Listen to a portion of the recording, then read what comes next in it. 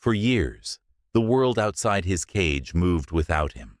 Each morning brought new footsteps, different shoes, different scents, but never a new beginning. They came for the others. Their voices sparkled with laughter, arms reaching into kennels, lifting pups with bouncing ears and bright eyes. Adoption papers shuffled, camera phones clicked, doors swung open and closed. But not for him. Hunter stopped watching after a while. In the beginning, he used to leap up at the clang of the latch, tail thumping like a metronome of hope. He'd press his nose to the bars, eyes pleading, ears perked. Sometimes he barked, just like the little ones did. Sometimes he sat still and stared, doing what the older dogs had taught him. Look sad. It works. It didn't. One by one, they left. The ones with curled tails and tiny paws, the noisy ones, even the grumpy seniors. They got homes. He got silence. The shelter became his world, the echo of barking, bouncing endlessly across the concrete, the bite of disinfectant stinging his nose, the cold under his ribs when he lay too long in one spot.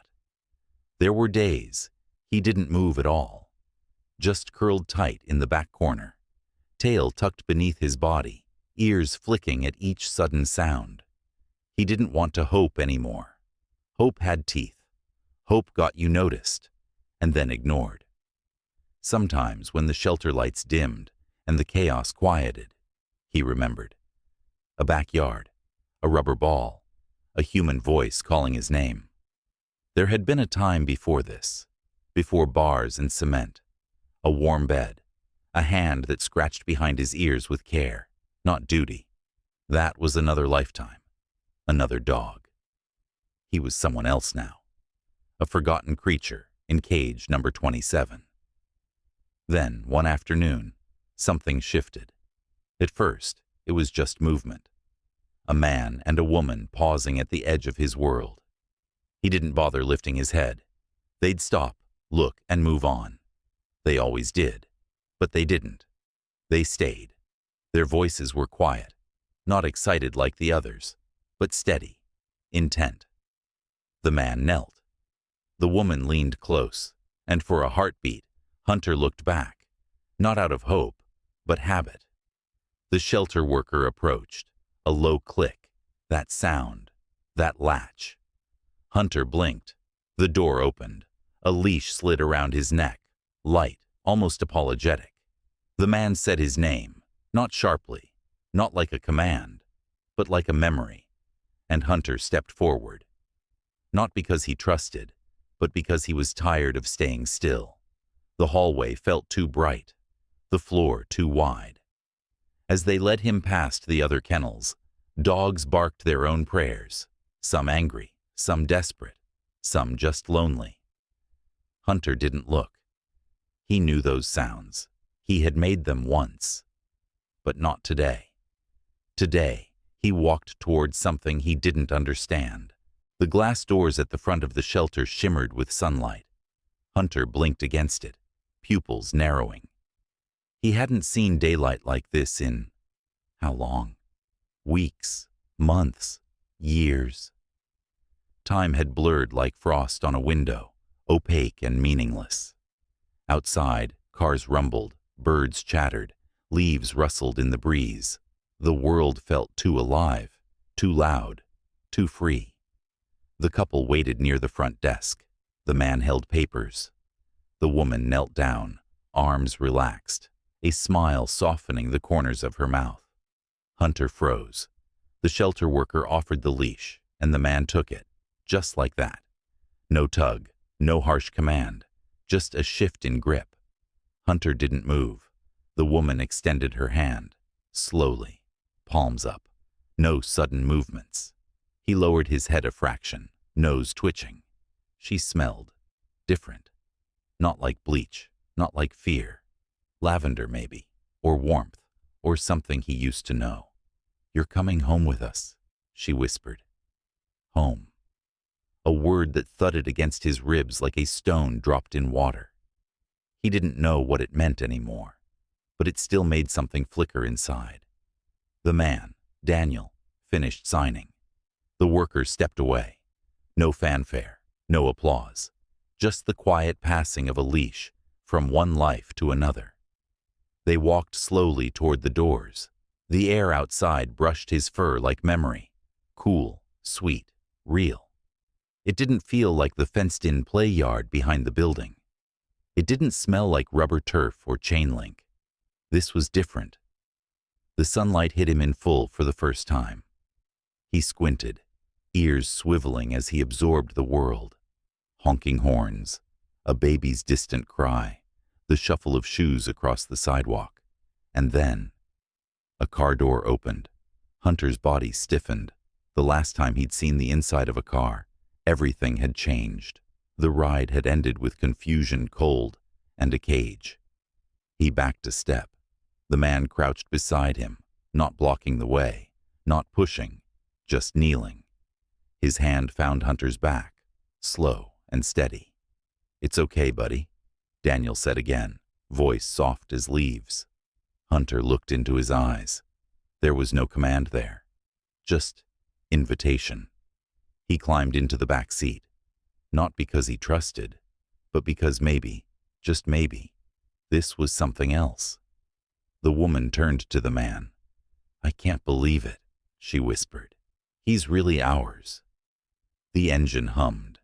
The city slid past the windows. Hunter lowered his head to his paws and closed his eyes.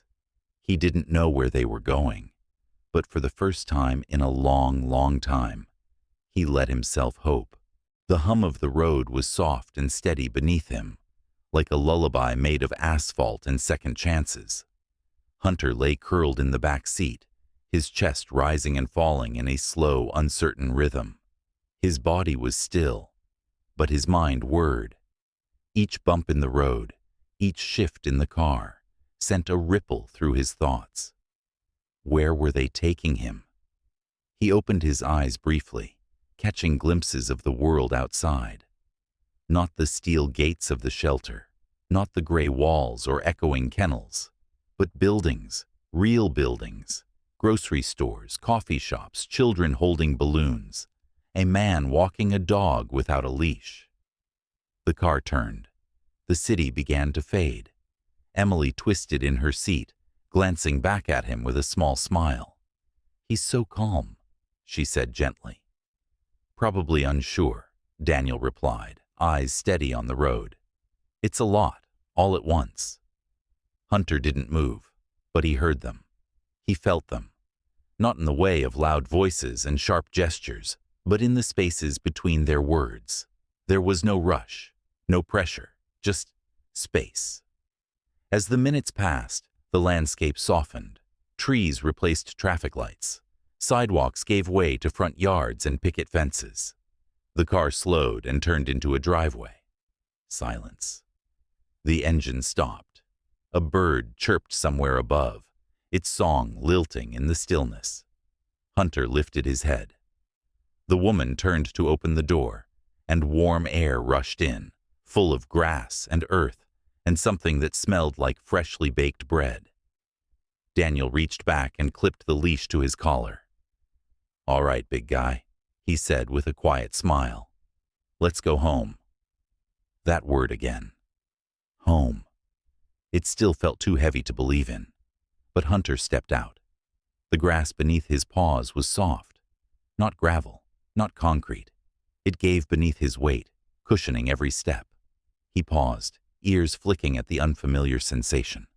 Before him stood a house, not grand, but real.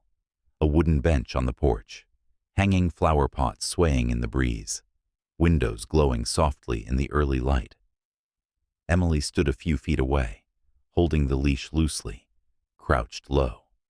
"You're okay," she murmured. "Take your time." He did. No one pulled, no one prodded. He took one step forward, then another, and as he crossed the threshold into the house, something in him shifted. It wasn't certainty. It wasn't even comfort. It was the first tremor of something else, something small, something long buried. Maybe it was the smell of the wood floors. Maybe it was the gentle hush of the room. Maybe it was the fact that, for once, he wasn't entering a cage. But whatever it was, it felt like a beginning. Hunter stood still in the front room, ears alert, body tense, not from fear exactly, but from unfamiliarity. The house smelled human, not like bleach or fear or sickness, like the shelter had. Here, it was warm wood, soft fabric, a faint sweetness, like baked apples or clean laundry. His paws clicked gently on the hardwood floor as he shifted his weight. The space was open but not empty, furniture arranged in quiet shapes, a soft rug in the center, a water bowl near the kitchen, a small dog bed tucked near a sunlit corner. A dog bed. He looked at it without moving. So much space, so much stillness. Daniel and Emily stood nearby. Not too close, not smiling in the way people at the shelter sometimes did. Those forced expressions meant to reassure. They were watching, waiting. He wasn't used to being waited for. At the shelter, everything had a time. Feedings, cleanings, walks. Affection, if it came, was a hand on the head and a rushed word before moving on to the next cage.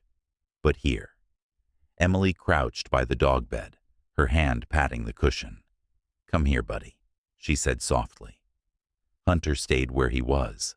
Her voice was warm, but the invitation felt too big. That bed, it looked too soft, too permanent, too much like something he might lose again. So instead, he approached the couch and sniffed its edge. He didn't jump up. He didn't even lift a paw. Just a quiet examination, his nose barely brushing the fabric. Emily sat down beside him, not on the couch, but on the floor. "You can go up if you want," she said, voice lighter now. Permission. It wasn't something he'd ever been given before. Still, he didn't climb.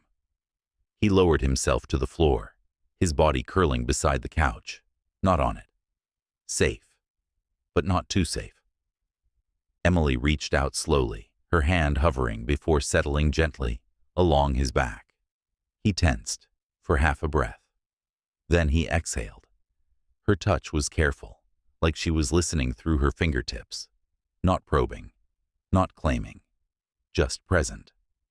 Across the room, Daniel watched from a chair, one hand resting on his knee. "He's figuring it out," he said quietly. Emily nodded. "Yeah," she replied. "He'll need some time." Hunter didn't know what time meant here. He didn't know if it would last. But for now, he was no longer behind bars, no longer a noise in a kennel.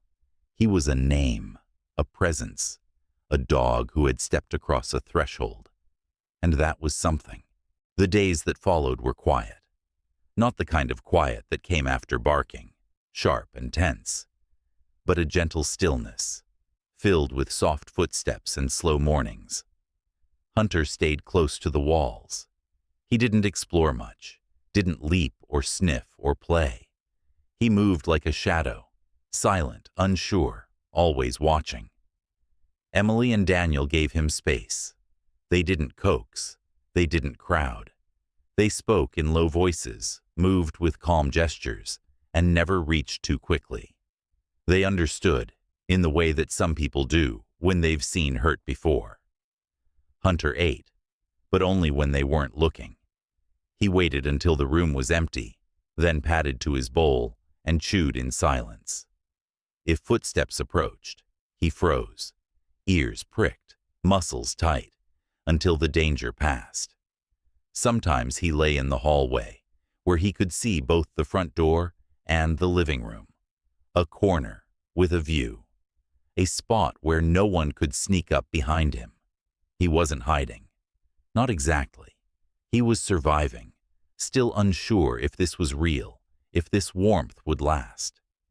Trust didn't come with a leash. It didn't come with kind words or new toys or bowls full of food. It came in pieces, small ones. Like the evening when Daniel dropped his keys too loudly, and Hunter didn't flinch, just turned his head, then settled again. Or the morning when Emily hummed while pouring her coffee, and he let his eyes drift shut. He still kept his distance, but the tension in his limbs eased, fraction by fraction. And then one night, it happened. Something so small, so quiet, but it rippled through the room like thunder. Hunter moved, not because he had to, not out of fear. He moved because he wanted to be closer. Just a few inches, a subtle shift, from the edge of the rug to the shadow beneath the couch. Emily was sitting there, a blanket over her knees, the television humming in the background. She didn't see him at first. Then she looked down and smiled, a soft, knowing thing. No words, no reach, just a smile. Hunter's head touched the couch leg. His body stayed alert, but his eyes closed, just for a second. For the first time since he left the shelter, he let himself be near. Not watched, not guarded, just near. And in that stillness, a breath passed between them. Not a command, not a test. Just breathe, shared space. And maybe, in that silence, a beginning. The house began to feel less like a question and more like a whisper. Something Hunter could almost understand if he listened closely enough. He still kept his habits, entering rooms only after others had, sleeping where he could see every exit. But change was seeping in, quiet as sunlight across a wooden floor. He started eating while Emily stood nearby.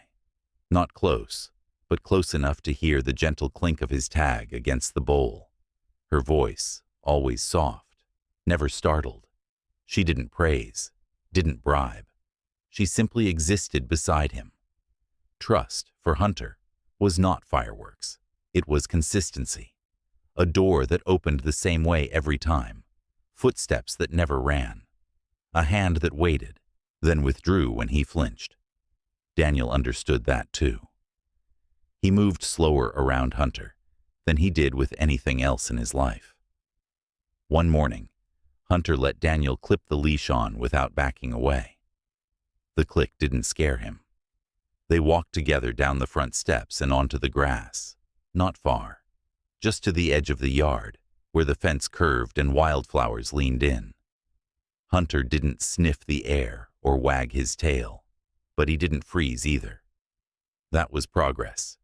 He watched the cars go by, the wind lifting his ears. Daniel stood beside him in silence. No commands, no expectations, just presence. Inside, Emily had placed a soft mat by the window. Some days, Hunter lay there, not asleep, not fully alert, just watching, allowing the house to move around him. The television played low music, the kitchen filled with the scent of bread or soup. At night, the fireplace flickered. He never jumped onto the couch. He never barked. But sometimes when the house was quiet, he let out a sigh. Long and low. Not from fear, but from the strange new weight of being safe. And one night, when the air was still and the windows glowed gold, Hunter let his body lean, just slightly, into the leg of the couch. Emily didn't speak. She didn't reach, but a tear rolled down her cheek. And Hunter stayed. Healing isn't a straight line. It stumbles. It forgets. It fears itself. Some mornings, Hunter woke with his chest tight, ears flicked back, legs tense as though waiting for a voice to shout or a door to slam. Nothing happened. The house remained still. But his body remembered. He had been returned before, taken home, patted, praised, and then brought back. Too anxious, too much work, too quiet. He had heard it all. So even now, when Emily kneeled down with open arms, he sometimes backed away. Not because he didn't want her, but because he didn't trust that she'd still be there tomorrow. One afternoon, a loud crash echoed from the kitchen, a dropped plate. The sound split the air like lightning. Hunter bolted, his paws scrambled on the hardwood, claws clicking like panic. He darted into the hallway and curled beneath the side table, body low, breath shallow. Daniel came quickly, crouched low, his voice like hush. "It's okay, bud. Just a plate. Nothing bad." But Hunter didn't move. The silence grew heavy. Daniel didn't reach in. He sat on the floor beside the table, leaning back against the wall, his hand resting loosely on the floor. For minutes, long and quiet, they sat like that, breathing. Eventually, Hunter's tail moved, not wagged, just shifted. He inched forward, not all the way, but enough. Daniel didn't smile. He just nodded once. Good boy. That night, Hunter didn't sleep in his usual spot by the window. He chose the hallway again, head resting on his paws, ears tilted toward the distant creak of the kitchen. It was his old habit, keeping watch, never letting comfort dull his guard. Emily noticed, but said nothing. She simply placed a folded blanket nearby, a quiet offering. The next evening, she returned from the grocery store with a new toy. Nothing fancy, just a soft, squeaky fabric bone. She set it on the rug and backed away. Hunter didn't go near it. Not at first. He watched it for days. Trust wasn't built in gestures. It was built in what came after. What happened when the toy wasn't taken away? What happened when the hand didn't reach too fast? What happened when the world didn't fall apart?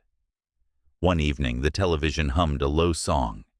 Emily lay curled on the couch. Daniel sat on the floor, his back against the coffee table. Hunter was nearby, head down, pretending not to listen. Then came a voice, an unexpected one. From the TV, a sharp tone, a sudden shout. It wasn't meant for him, but it didn't matter. Hunter flinched, bolted upright, and ran to the hallway again.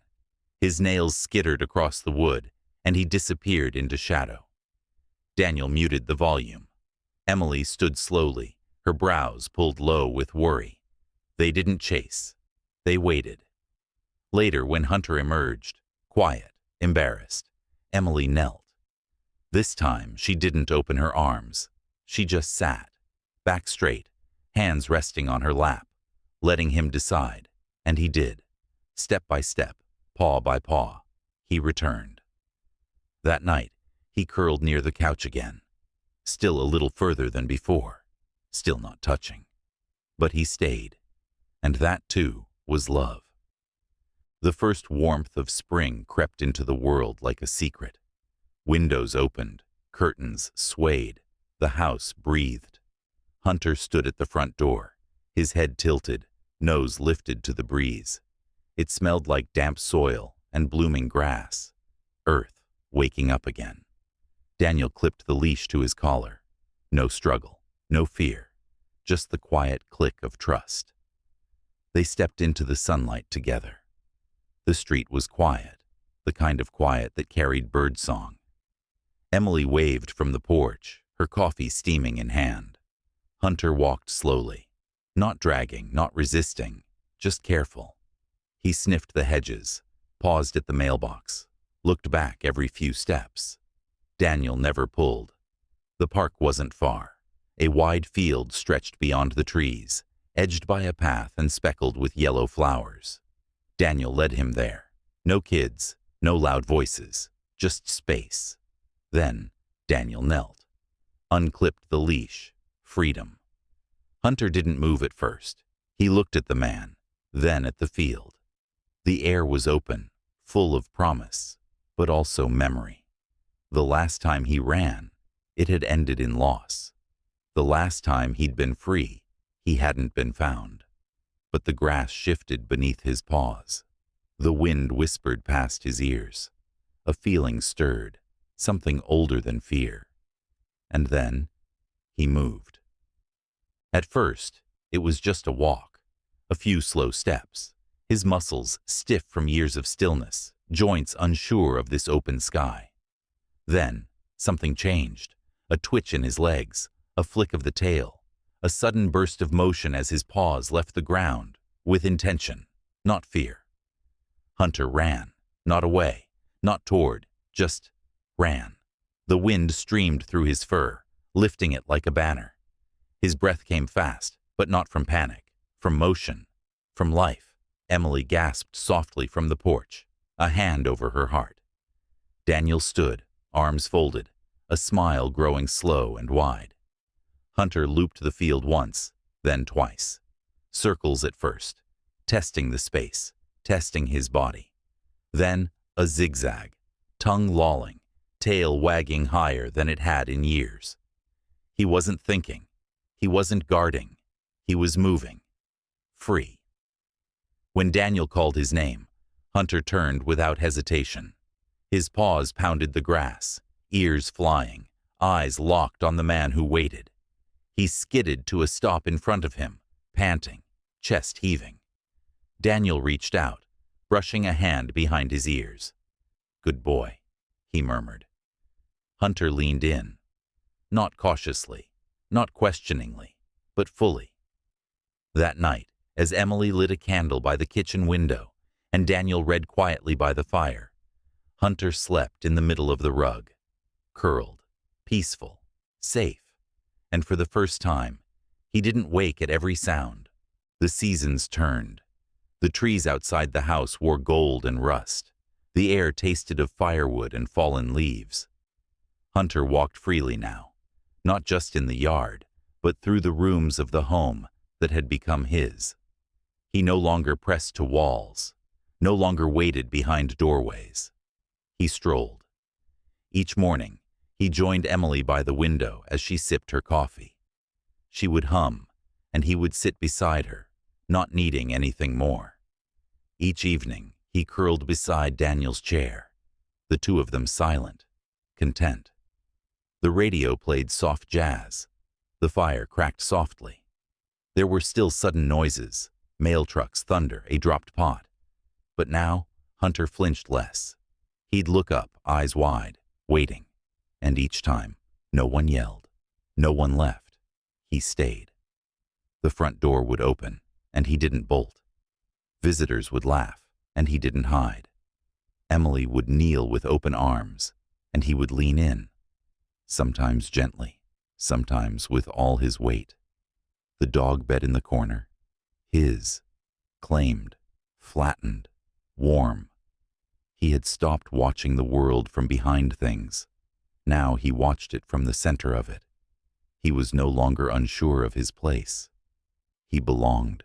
The first snow came quiet. Hunter lay by the window, watching soft white flakes drift past the glass. Inside, the house glowed. A fire danced in the hearth, wrapping the room in flickering light. Emily was curled under a blanket, book in hand. Daniel sat with his feet up, fingers gently scratching behind Hunter's ears. No commands, no cages, just warmth. Hunter sighed, deep and full, the kind of breath that comes when the weight is finally gone. He had learned the rhythms of this place. He knew the sound of the heater clicking on, the creak of Daniel's chair, the way Emily always whispered "good morning" before he opened his eyes. He knew this was home. Not just a place, not just a roof, but a feeling. One he hadn't dared believe in for so long. Now, it lived in every room, and he lived in it. When the doorbell rang, he stood, not stiff, not trembling. His ears perked, but his tail wagged. When Emily called him by name, he came. When Daniel smiled, he leaned into his chest without fear. He wasn't the forgotten dog behind metal bars anymore. He was Hunter. He was family. That night, as the snow thickened and the world fell quiet again, he drifted into sleep between them. No dreams of cages, no memories of being left behind. Just peace, just belonging, just love.